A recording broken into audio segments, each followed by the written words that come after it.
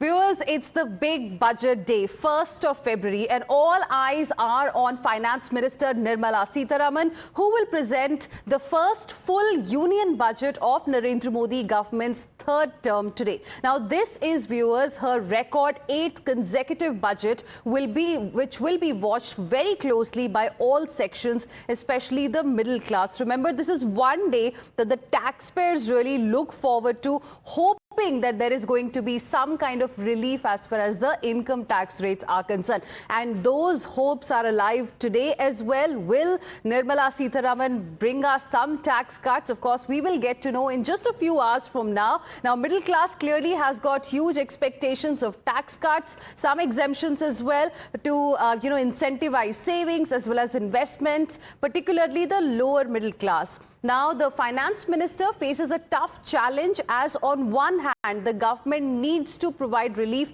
to the middle class to drive consumption and boost growth. On the other hand, there is an issue of inflation as well that continues to remain, a big concern for the people in this country. So the finance minister will have to very cautiously balance, these two aspects. Now, there is a requirement for growth in infrastructure as well if we want to achieve this target of becoming Viksit Bharat, or a developed nation, by 2047. But hopes are high for everybody, especially for the lower middle class, after Prime Minister Narendra Modi invoked the goddess of wealth, Ma Lakshmi, yesterday for elevating poor and the middle class. Listen in to what the Prime Minister said yesterday. Did he drop a big hint? Listen in. मैं मां लक्ष्मी से प्रार्थना करता हूं कि देश के हर गरीब एवं मध्यम वर्ग समुदाय पर मां लक्ष्मी की विशेष कृपा रहे। साथियों, हमारे गणतंत्र के 75 वर्ष पूरे हुए हैं।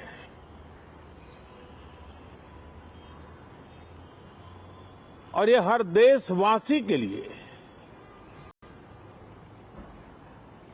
सर्वाधिक गौरवपूर्ण है और विश्व के लोकतांत्रिक जगत के लिए भी भारत का ये सामर्थ्य अपनी एक विशेष स्थान बनाता है।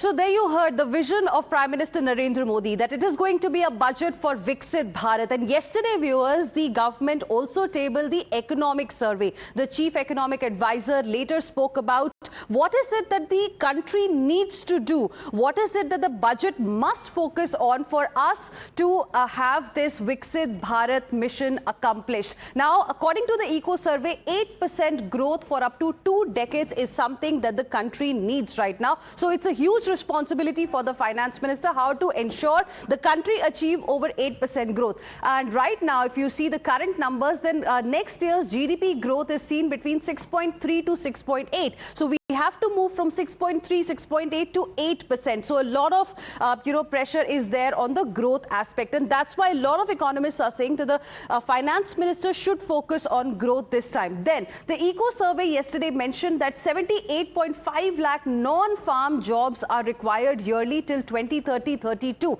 Job crisis is another issue that the finance minister will have to tackle in this budget. Investment rate must rise to 35% of the GDP. It currently stands at 31% of the GDP. It might appear very simple, 31 to 35%, but it is a Herculean task, is what experts say. Then public-private partnership in infrastructure is something that is also the need of the hour. Eco Survey also mentioned that, a lot of emphasis needs to be given to the private sector. We need ease of doing business reforms 2.0. And apart from that, the Eco Survey mentioned that there is a need for deregulation. That should be the mantra: deregulation, deregulation, deregulation. There was a lot of emphasis on that, apart from the land and labor reforms.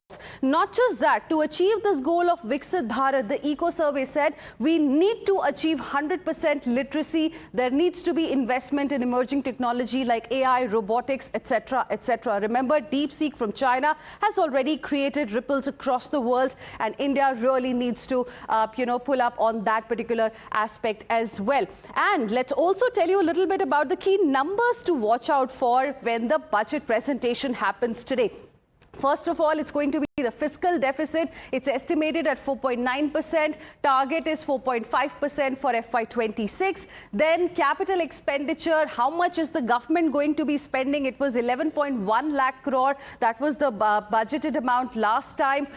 What is going to be the borrowing estimate? Last time it was 14.01 lakh crore rupees. Another important number to watch out for is going to be, the tax revenue from the direct taxes. The government is expecting to get 22.07 lakh crore and 16.33 lakh crore from indirect taxes. In total, it's about 38 odd lakh crore rupees. Now, GST collections, the target for the current year is about 10.62 lakh crore rupees, and this revenue has been doing pretty well in line with expectations. And lastly, we'll be looking at the disinvestment target. 50,000 crore was the disinvestment target announced in the last budget. How much of it has been achieved and how much is going to be the target for the next year? Those are the key numbers that markets are also going to be watching out for very, very closely. And let's now go across to my colleagues who are tracking the developments from the national capital very closely. We have Sabyasachi, Mohit Bhatt as well as Isha live with us. Good morning to all of you. Mohit Bhatt, let me begin this discussion with you. I believe you are outside Finance Minister Nirmala Sitharaman's residence. What time is she expected to move out of her residence? Because she will be going to the Finance Ministry, then there's going to be a visit to the Rashtrapati Bhavan before she eventually goes to the Parliament with the Bahi Khata. Well, yes, Hina, we are right now reporting from the residence of Nirmala Sitharaman, which is at 15 South the Jung Road. Now, all the action for next few hours will be shifted over here. Now, Nirmala Sitharaman, the finance minister of the country, will be presenting her 8th budget today, which is itself in a record. And around 8:45-9, she will be leaving from her residence, and she will be going to North Block, where a customary photo op will happen with the budget. And then after that, as you rightly pointed out, she will be going to President House to take the approval from the President for presentation of the budget. Then again, she will be going with her team to the Parliament, and again there will be a photo op, and then around 11 the budget will be presented by Nirmala Sitharaman in the Parliament. Now, as you, I and every single middle class person who is a salaried person, the tax-paying personnel, they hope that there will be some relief when it comes to the income tax benefit. And we know for a fact that our Prime Minister Narendra Modi yesterday in his customary address before the session of the Parliament started his address by invoking the deity goddess Lakshmi, and he spoke about women empowerment. He spoke about that how the middle class of the country should always get the blessings of goddess Lakshmi. So was that a hint that we will have something for the middle class, a tax reduction for the middle class in this particular budget? Because various sources say that the tax limit, the tax exemption could be enhanced to 8 to 10 lakh rupees, which itself would be a very, very big news. Now, secondly, Hina, why this is important? We know for a fact that our Delhi elections are just round the corner. In few days from now, Delhi will go for polls. And Arvind Kejriwal, in many of his speeches recently, has spoken about that how the government, the central government, has done nothing for the middle class. So, will we see a targeted budget when it comes to the Delhi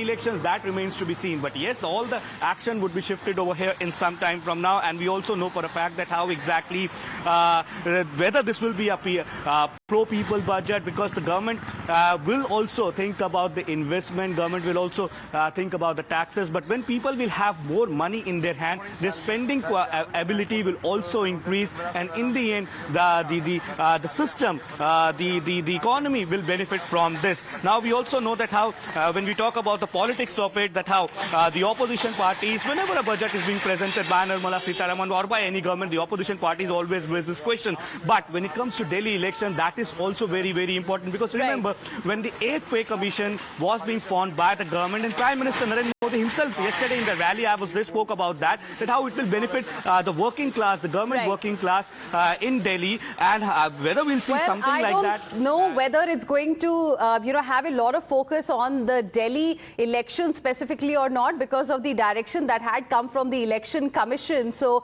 but of course, there are a lot of expectations that the middle class has, that the taxpayers really have. Mohit, request you to stay on with us. Let me now go across to my colleague Isha as well, joining us on the broadcast. Isha, you've been speaking to people in different parts of the national capital. From the budget, what are some of the few things that they are expecting?